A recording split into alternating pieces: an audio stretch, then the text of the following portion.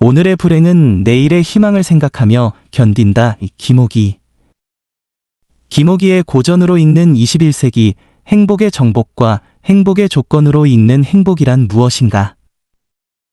행복의 정복, 쓴 러셀의 행복 또는 평범 속 통찰. 내면보다 외부 세계를 폭넓게 사랑하라. 정신과 전문의 베일런트가 말하는 행복의 조건.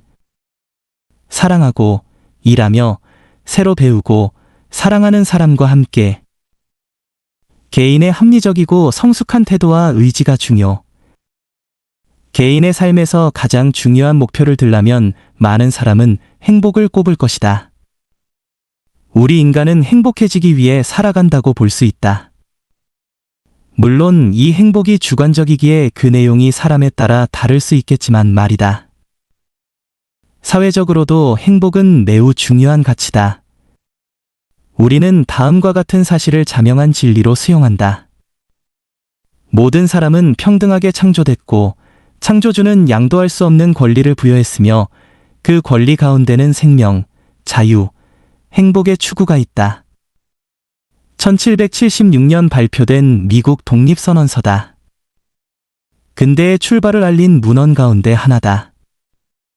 행복은 생명, 자유와 함께 가장 중요한 권리로 규정되고 있다. 이처럼 행복은 개인적인 동시에 사회적인 가치다. 행복이란 뭘까? 국어사전에 따르면 행복이란 생활에서 충분한 만족과 기쁨을 느끼는 상태를 뜻한다. 여기서 생활이란 물질적 차원과 정신적 차원을 모두 포괄하고 있다. 이러한 행복에 대한 가장 오래되고 권위 있는 정의는 아리스토텔레스에 의해 주어졌다. 아리스토텔레스에 따르면 행복은 최상의 좋음, 즉 최고선이다. 최고선이란 무엇을 위한 수단이 아닌 그 자체의 목적으로서 좋은 것을 말한다. 구체적으로 정신의 이성적 활동을 덕에 기초해 수행하는 것을 아리스토텔레스는 행복으로 정의했다. 그런데 앞서 말했듯 사람마다 이 최고선은 다를 수 있다. 누구에게는 아리스토텔레스처럼 덕에 기반한 정신적 활동이 행복일 것이다.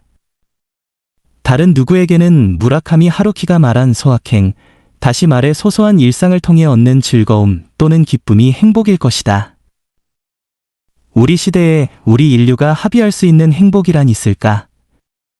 그것은 저 멀리 있는 신기루와도 같을까? 아니면 가까이 있는 파랑새와도 같을까? 그것이 있다면 어떤 모습을 보일까? 서구 사회에서 아리스토텔레스 이후 행복의 담론은 차고 넘쳤다. 행복은 철학과 심리학을 위시한 인문학 전반의 가장 중요한 주제 가운데 하나였다. 여기서는 두 텍스트를 주목하려고 한다.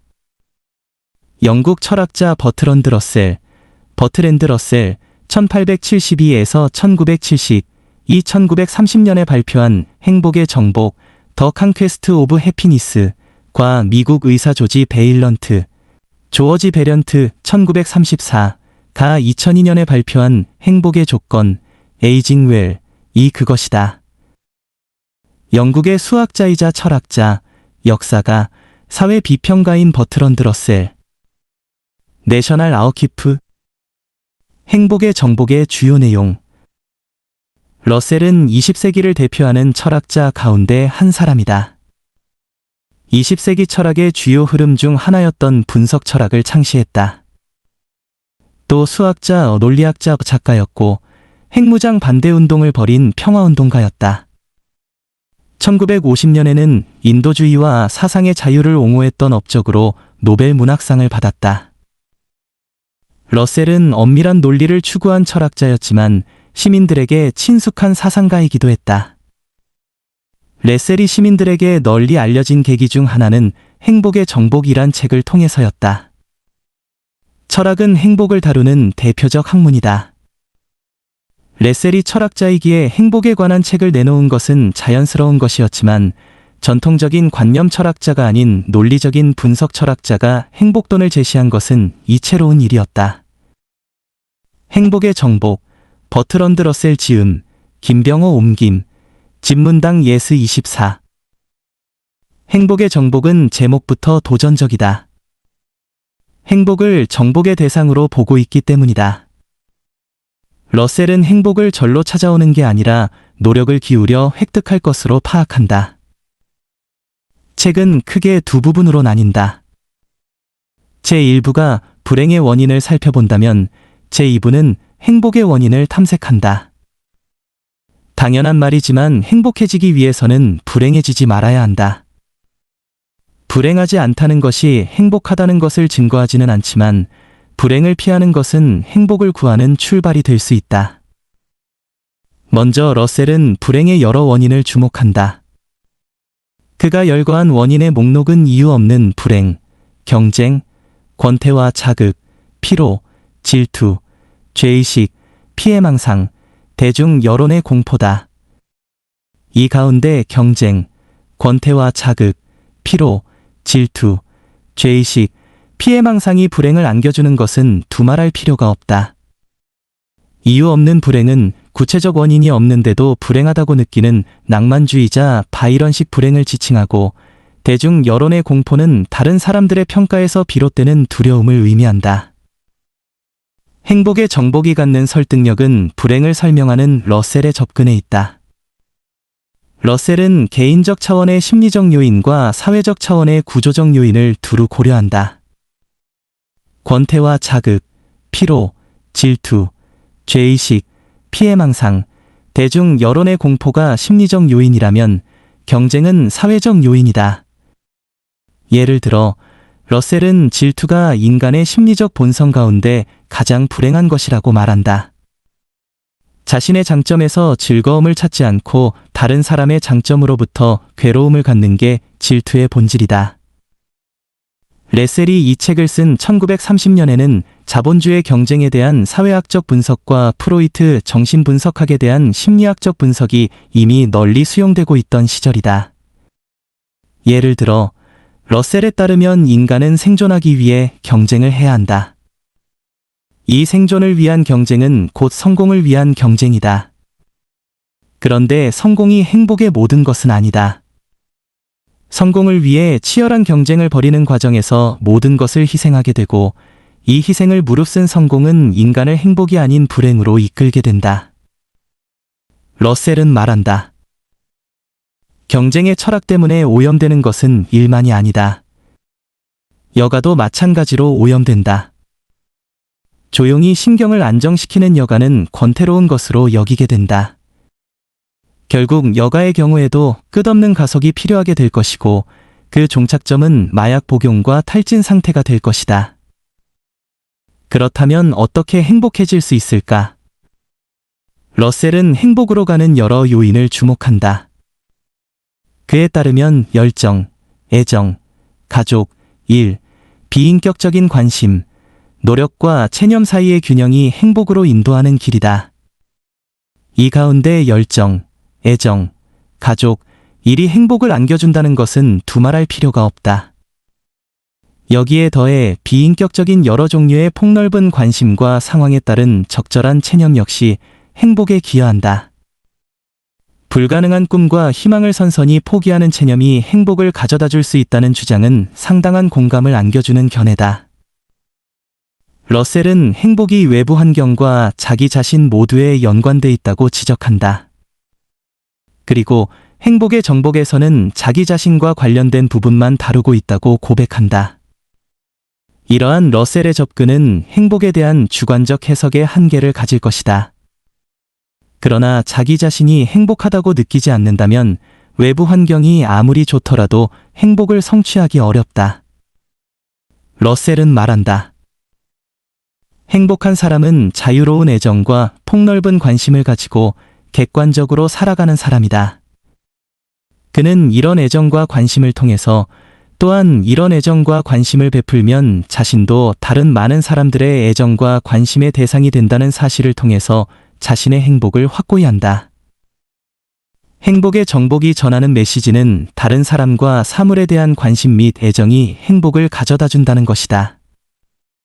다시 말해, 자기 내면에 과도하게 침잠하지 말고 바깥 세상에 대해 열정을 발휘하는 것, 내면보다 외부 세계를 자유롭고 폭넓게 사랑하는 것이 행복이라고 러셀은 결론 짓는다. 이러한 러셀의 행복론은 일견 평범하다. 숱한 행복론이 차고 넘치는 현재의 시점에서 진부하다고 볼 수도 있다. 그러나 하늘 아래 새로운 것은 없는 법이다. 행복이 멀리 있는 신기루가 아닌 가까이 있는 파랑새라면 러셀의 행복도는 그 평범 속에 통찰을 선사하고 있다고 볼 수 있다. 행복의 조건의 주요 내용. 베일런트는 정신과 전문의이자 의과대학 교수다. 그의 이름이 알려지기 시작한 것은 세계에서 가장 오랫동안 진행된 성인 발달 연구를 통해서였다. 그는 42년 동안 하버드 대학 성인 발달 연구의 책임자를 맡았고, 이 연구를 통해 행복한 삶에 대한 설득력 있는 담론을 제시했다. 여기서 베일런트를 주목하는 까닭은 세 가지다. 첫째, 그는 행복의 대표적 전도사다. 행복의 지도, 행복의 조건, 행복의 완성, 행복의 비밀 등의 저자다. 둘째, 그의 행복론은 장기간에 걸쳐 진행한 실제적 연구에 기반한다. 이 연구는 성인 남녀 814명의 삶을 1938년부터 70여 년간 추적 조사한 것이다. 그만큼 객관성과 타당성을 갖고 있는 것으로 평가된다. 행복의 조건, 조지 베일런트 지음, 이덕남 옮김, 프린티어 예스24. 하버드대 의대 정신과 의사로 하버드대 건강센터에서 성인발달 연구소장을 지낸 조지 베일런트. 엘킨난.com. 셋째, 행복에 이르는 구체적 방법을 제시한다. 예를 들어, 베일런트는 행복의 조건 중 하나로 금연을 꼽는다. 50을 넘은 사람이 흡연하고 있을 경우 그가 행복해질 가능성이 다른 이들에 비해 높지 않다는 그의 주장은 상당한 설득력을 가진다.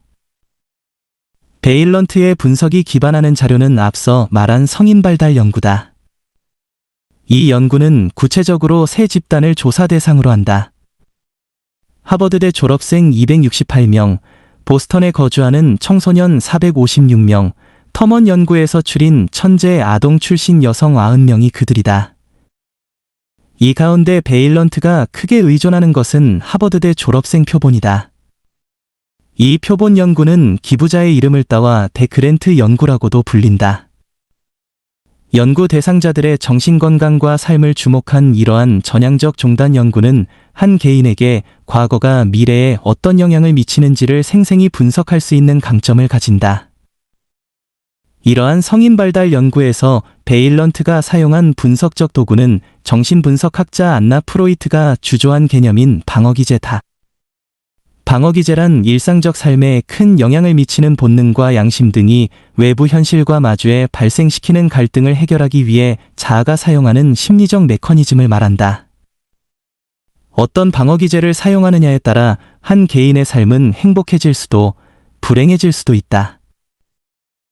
베일런트는 발달심리학자 에릭 에릭슨의 이론을 참조해 한 사람의 발달 과정에 6가지 과업이 존재한다고 파악한다.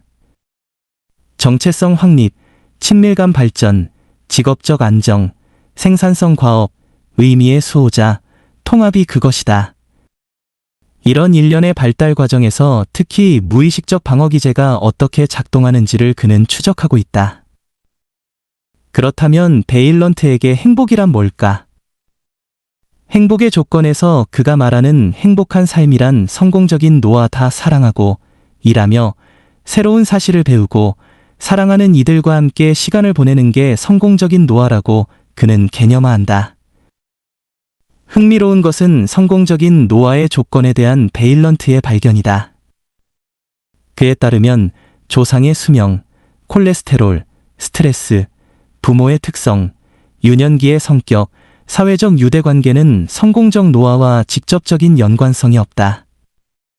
우리가 통념으로 갖고 있는 것들에 그는 이견을 제시하는 셈이다.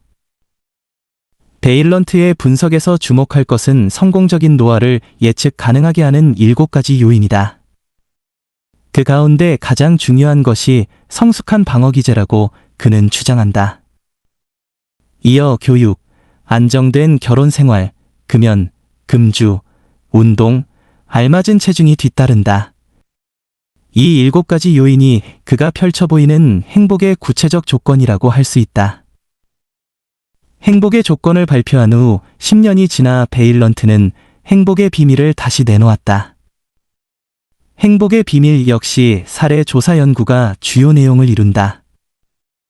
행복의 비밀에서 그는 성인 발달 연구가 안겨준 교훈을 6가지로 정리한다. 첫째, 인간에겐 도덕적, 문화적 편견과 어느 정도 무관한 긍정적 정신건강이 존재한다. 둘째, 심리적 적응을 위한 인간의 대응 방식을 이해하는 것은 중요하다. 셋째, 성공적 삶을 결정하는 가장 중요한 요소는 사랑이다. 넷째, 사람은 누구나 변할 수 있고 또 성장할 수 있다. 다섯째, 잘 되고 있는 일이 잘못되는 일보다 사람의 삶에 더 중요한 영향을 미친다. 여섯째, 전향적 종단 연구는 우리 인생사에 대한 그 나름대로의 해답을 안겨준다. 이 가운데 베일런트가 특히 강조하는 것은 3번째 교훈이다. 그에 따르면 행복은 사랑을 통해서만 온다. 더 이상은 없다. 인생에서 성공한 사람 대부분은 30이 되기 전에 사랑을 알았고 그 덕분에 성공할 수 있었다. 그런데 여기에 더해 중요한 것은 4번째 교훈이다. 상처를 딛고 성장할 가능성은 언제나 열려 있다는 것이다. 베일런트 행복론의 의의는 성공적인 노화라는 행복에 대한 정의에 집약돼 있다. 오늘날 100세 시대를 맞이해 누구나 품는 소망의 하나는 잘 늙어가기일 것이다. 자신에게는 물론 가까운 이들에게, 나아가 같은 시대를 살아가는 이들에게 의미 있는 존재가 될 수 있다면 그러한 성공적 노화가 행복이라는 베일런트의 행복론의 이의를 제기하기는 어려울 것이다. 다시 행복을 묻는다. 이쯤에서 처음 제기했던 문제로 되돌아가 보자. 행복이란 과연 뭘까? 표준적 답변으로는 물질적 만족과 정신적 기쁨을 먼저 생각해 볼 수 있다. 여기서 물질적 요소가 행복의 1차적 조건임은 누구나 인정하는 사실일 것이다. 어떤 이들은 물질적 요소가 행복의 조건과 무관하다고 생각하지만 다수의 시민은 먹고 사는 문제에 어려움을 겪을 경우 행복하다고 느끼지 않을 것이다. 이에 대해서는 저널리스트 에릭 와이너의 지적이 좋은 참고 자료가 된다. 와이너는 2008년 발표한 행복의 지도에서 돈으로 행복을 사는 것이 1년에 1만 5천 달러 정도까지 가능하다고 주장한다. 이 정도의 금액이면 의식주의 물질 생활을 충족시킬 수준이고 이 수준을 넘어서면 돈으로 행복을 사는 것이 어렵다는 것이다. 화폐 가치가 조금씩 하락하는 추세를 고려하면 2024년 현재에는 그 금액이 더 올라갈 수 있을 테지만 말이다. 와이너를 포함해 많은 이들이 이구동성으로 강조하는 것은 물질적 요소가 행복의 필요 조건이지 충분 조건은 아니라는 점이다. 물질적 조건이 충족된 다음에는 주관적 감정이나 제도화된 문화 등 비물질적인 마음의 상태가 행복의 새로운 필요 조건으로서 의미를 가진다. 요컨대 물질적 풍요와 마음의 풍요가 결합함으로써 행복의 충분 조건은 완성된다. 행복의 정복이 갖는 의의는 이러한 마음의 풍요에 대한 설득력 있는 설명을 제공한다는 점이다. 그 함의는 3가지 측면에서 살펴볼 수 있다. 첫째, 행복의 정복이 갖는 미덕은 앞서 말한 평범 속의 통찰에 있다. 러셀의 결론은 간명하다. 자신에게 지나치게 몰두하지 않고 세상에 폭넓은 관심을 갖는 게 행복으로 가는 길이라는 것이다. 한 걸음 물러서 볼 때 이러한 결론은 소박해 보인다. 그러나 다시 생각해보면 자신에 대한 과도한 집착은 결국 절망과 환멸, 나아가 불행으로 귀결될 수 있다. 관심과 열정을 내부가 아닌 외부에 쏟을 때 행복을 쟁취할 수 있다는 주장은 평범 속의 통찰이라 할 수 있다. 이 점에서 러셀의 행복론은 행복의 철학으로서 의미를 가진다. 둘째, 행복의 정복이란 책 제목이 암시하듯 러셀은 행복을 싸워서 쟁취해야 할 대상으로 파악한다.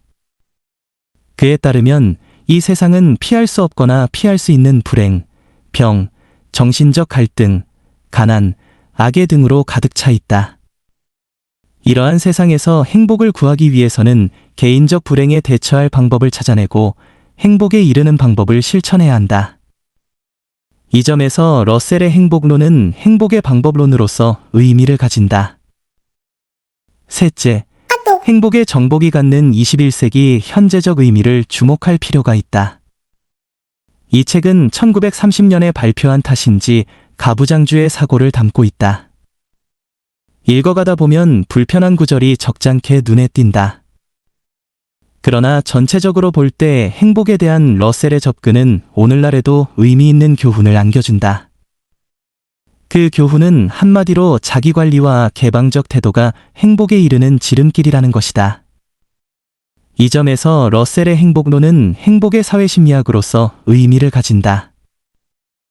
한편 베일런트의 행복도는 오늘날 100세 시대의 도래를 지켜볼 때 특별한 의미를 던져준다.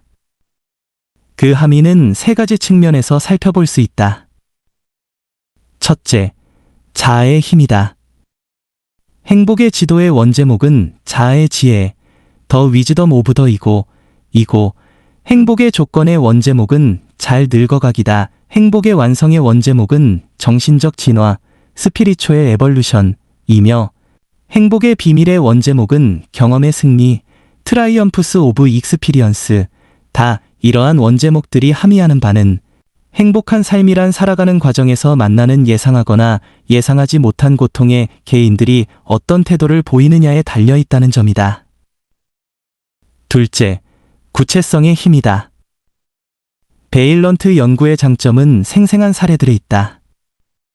그가 들려주는 구체적 서사로부터 위로와 지혜를 얻을 수 있다. 사람의 삶이란 같지 않고 또 구체적인 것이다. 추상적 담론은 한때 위로를 안겨주더라도 지속성을 갖기 어렵다. 오히려 나와 다른 그리고 구체적인 삶의 이야기는 불행을 해치고 행복으로 나아가는데 작지 않은 용기를 선사한다. 셋째, 시간의 힘이다. 베일런트에 따르면 삶의 후반부는 우리 스스로 결정한다. 성숙은 평생에 걸쳐 진행되는 긴 과정이다. 베일런트가 주목한 데이비드 구타트의 삶은 그 적절한 사례다. 구타트의 삶은 난관의 연속이었지만 그는 유머와 온화함으로 이를 극복해갔다. 이러한 구타트의 인생을 삶의 불연속성을 뛰어넘은 회복 탄력성의 화신이라고 베일런트는 평가했다. 개인 못지않게 구조를 중시하는 사회학자인 내가 보기에 러셀과 베일런트의 행복론에 모두 동의하긴 어렵다. 인간이 사회적 존재라는 점에서 사회적 조건이 행복에 미치는 영향을 간과할 수 없기 때문이다. 앞서 지적한 물질적 조건의 충족은 물론이거니와 평범한 시민들에게 주어진 사회적 조건의 극복은 쉽지 않은 일이다. 자신의 삶이 성공하는 삶이라고 생각하는 사람들과 실패하는 삶이라고 생각하는 사람들 가운데 어느 쪽이 더 많은 비중을 차지하고 있을까? 이러한 평가에도 불구하고 러셀의 행복론과 베일런트의 행복론은 우리 시대에 작지 않은 의미를 안겨준다. 러셀의 행복론이 열린 세계를 지향하는 자기의지의 철학이라면 베일런트의 행복론은 건강한 삶을 지향하는 긍정의 심리학이다. 삶에서 연속적인 절망은 없다.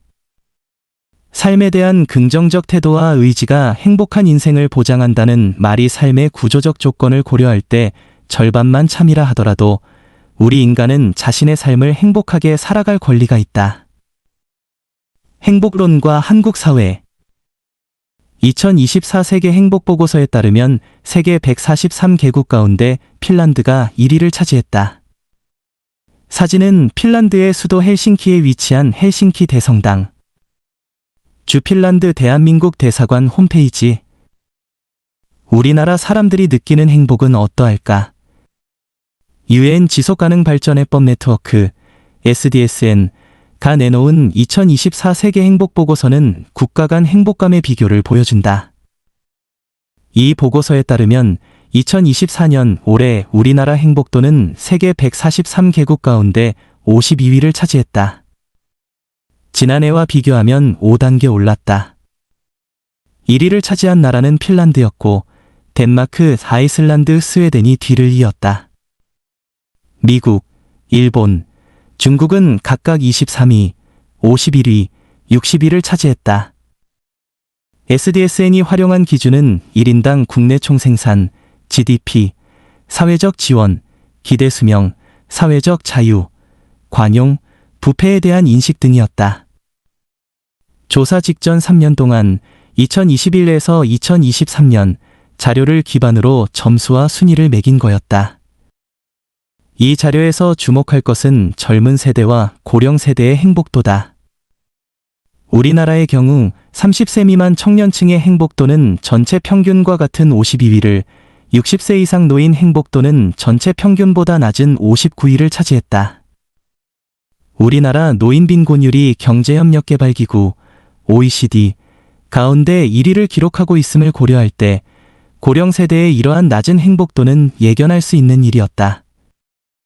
이러한 자료가 함의하는 바는 우리나라가 세계에서 상대적으로 행복한 나라라고 말하긴 어렵다는 것이다.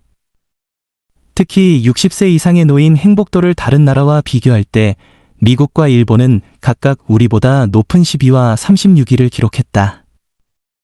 최근 우리나라에서도 본격적인 100세 시대가 열린 만큼 행복한 노년을 어떻게 읽어갈 것인지는 중대한 국가적 과제라 할 수 있다. 돌아보면 우리 현대사는 경제적 산업화와 정치적 민주화 모두 성공적으로 이끌어왔다. 물질적 빈곤으로부터 벗어나고 민주주의를 누려온 것에 이어 이제 그 다음의 국가 목표는 국민 다수가 행복한 나라를 만드는 데 있다고 볼 수 있을 것이다. 고령 세대를 위시해 국민 다수가 행복한 삶을 누리기 위해서는 경제적 조건은 물론 정신적 조건을 모두 성취해야 한다.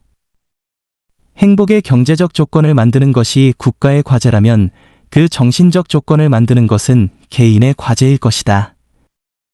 국가의 과제와 개인의 과제가 분리되는 것은 아니지만 국가와 개인 모두 각자의 노력을 기울여야 한다. 러셀과 베일런트의 행복론이 우리 사회에 갖는 함의가 바로 여기에 있을 것이다. 러셀과 베일런트는 행복한 삶을 이루기 위해 합리적이고 성숙한 태도와 의지가 중요하다고 역설한다. 이러한 태도와 의지는 1차적으로 개인에게 달린 것이며 따라서 각각의 개인은 자신들의 삶에 대한 책임감을 발휘해야 한다. 한 개인의 삶에서 행복만큼 중요한 가치는 없을 것이다. 다시 한번 더 행복이 무엇이냐는 질문을 던져보면 오래전 시인 김현승이 지각, 행복의 얼굴, 1975에서 말한 행복의 모습이 떠오른다. 김현승은 행복을 다음과 같이 노래한다. 내게 행복이 온다면 나는 그에게 감사하고 내게 불행이 와도 나는 또 그에게 감사한다. 한 번은 밖에서 오고 한 번은 안에서 오는 행복이다. 우리의 행복의 문은 이 밖에서도 열리고 안에서도 열리게 되어 있다. 내가 행복할 때 나는 오늘의 햇빛을 따스히 사랑하고 내가 불행할 때 나는 내일의 별들을 사랑한다. 김현승은 행복은 물론 불행에도 감사한다고 말한다. 불행을 행복으로 여길 수 있는 것은 오늘의 불행을 내일의 희망을 생각하며 견뎌낼 수 있기 때문이다. 오늘의 햇빛과 내일의 별들을 사랑할 수 있는 행복, 그런 행복한 삶이 열리길 바라는 이가 나만은 아닐 것이다. 우리 사회에서 행복한 삶에 대한 담론과 정책이 더욱 토론되고 모색되길 나는 소망한다.